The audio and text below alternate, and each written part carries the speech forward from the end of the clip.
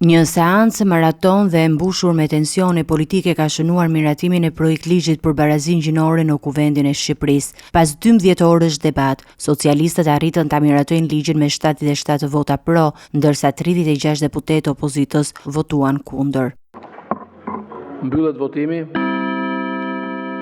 77 vota pro, 0 abstenim, 36 kundër. Miratohet projekt ligji në parim. Projekt ligji që ngjalli diskutime të ashpra në sallën plenare synon të garantojë të drejta dhe përgjegjësi të barabarta për gratë dhe burra, duke përfshirë të gjithë diversitetin gjinor dhe duke promovuar pjesëmarrjen e tyre të barabartë në politikë, ekonomi, arsim dhe në jetën shoqërore. Debatet mes palëve shpesh dolën përtej argumentave ligjore. Përplasjet më të forta u regjistruan mes ish-kryeministrit Sali Berisha dhe kryetarit të grupit parlamentar të Partisë Socialiste Tauland Balla, si dhe deputetit Toni Gogu. Retorika politike u kthye në akuza personale dhe fyerje, duke e bërë këtë seancë një nga më të zhurmshme tek këtij sezoni parlamentar. Familjes shqiptare, si do shkoni ju tek fëmijët tuaj? I keni votuar kur t'i çoni ata në kopsht dhe nëse djali do të zgjedh tullumbacën e verdh të marr hormone për të ndryshuar gjinin.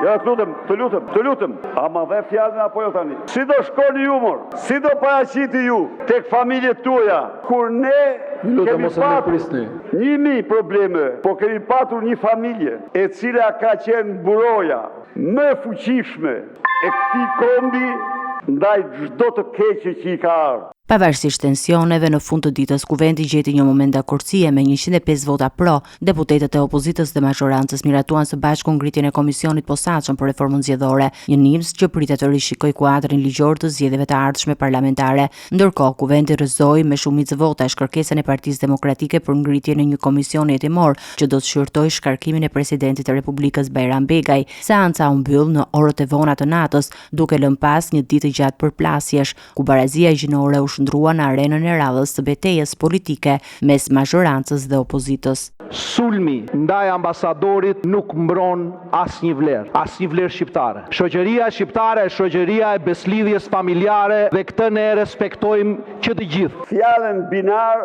e ngatron me fjalën bipolar, por Zot falë se s'di ç'thot. Unë jam ky që jam shumë krenar për familjen time, për prindërit e mi, jam shumë krenar për zonën nga vi. Shkoj çdo fundjavë, nuk jam si ti që shkoj me autoblind në Tropoj, ku ke përgjegjësinë e 170 jetëve të humbura atje. Ti përgjigjesh një shpifsi të denaturuar moralisht dhe integritetin e tij njerëzor nuk ja vlen të humbasësh kohë. Por ajo që do të them edhe një herë, nuk kam bërë asnjë fyrje ndaj asnjë ambasadori, por kam shprehur mendimet e mia këtu, siç do t'i shpreh haptas në çdo rast. Sot guxojnë të mashtrojnë një komisioner të Bashkimit Evropian, po ashtu slovena. Është Griselda 2 dhe ju duhet mbani një qendrim këtu, ju ishit këtu, ju e dëgjuat. Nuk jemi kundër gender equity, jemi kundër gender ambiguity.